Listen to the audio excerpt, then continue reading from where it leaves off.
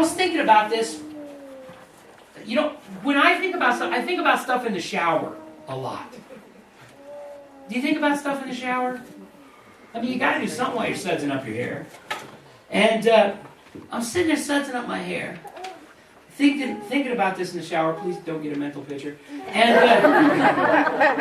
as I'm thinking about it, I was thinking about a way to kind of explain grace. And imagine a teenage boy.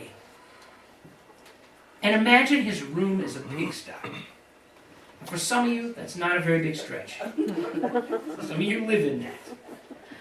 But I've been in rooms before where you could not see the floor because of the mess that was scattered all over that place. Well, imagine a mother who goes into her son's room and wakes him up every morning.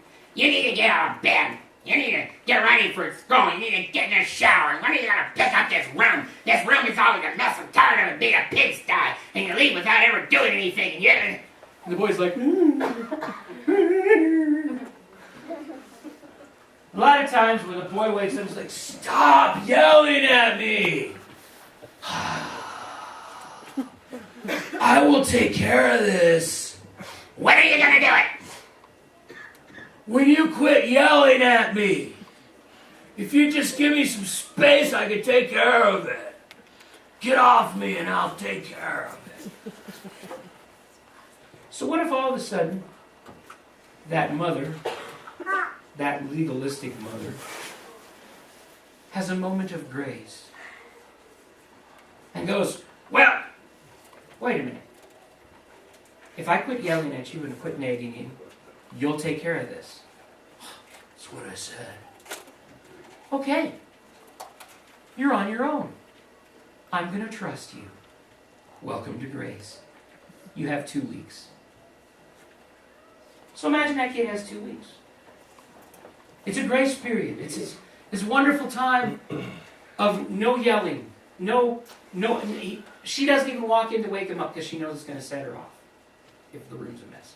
She just leaves him alone. Now, some of you who have experience with teenage boys, typical teenage boys, what would they do with the grace period? What would they do with it? Take you back. Exactly. They would do nothing.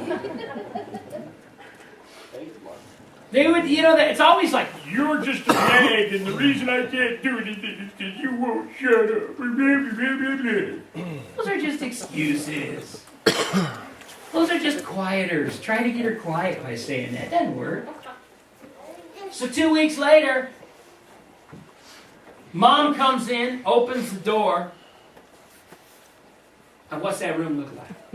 It's perfect, right? Because she trusted that his higher level conscience would guide him into making the right choices. We all know teenage boys are incapable of making right choices. That's why you have to get one of those tasers when your kids get to be teens. Wouldn't that be cool if they make that legal for parents, Yeah.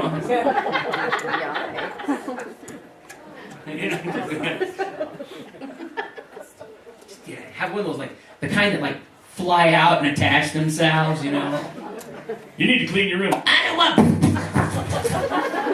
Okay, Daddy. That would be awesome, Tasers for parents, Parents would probably start abusing them, though. Then it'd be like, if they rolled their eyes...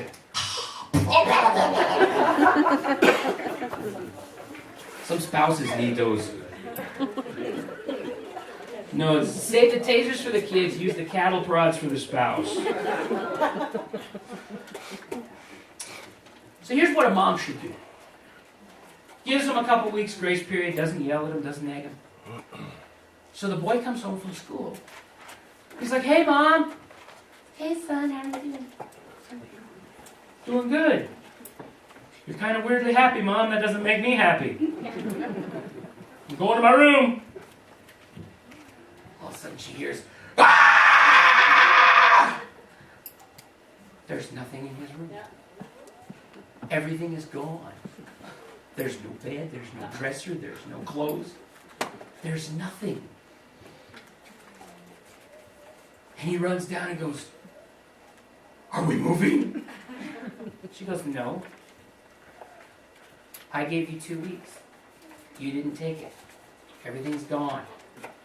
Where am I going to sleep?" "On the floor." "What am I going to wear?" "You got it on." "How am I going to get stuff? What'd you do with it?" "I burned it." It's gone.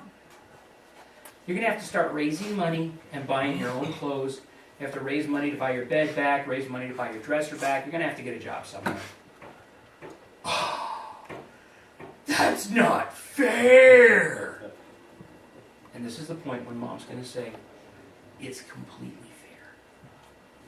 Because I gave you exactly what you wanted. I gave you your freedom. I gave you grace. And you never used it for good. You used it to ignore me. And one of the problems that we have today in Christianity is believers are using grace to ignore God.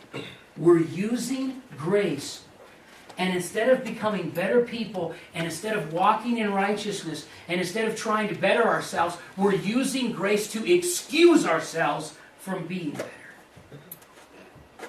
And the problem that I have with modern Christianity is that there's a lot of people who are using that cheap grace in their lives to do the things that they want to do, but not getting real with God.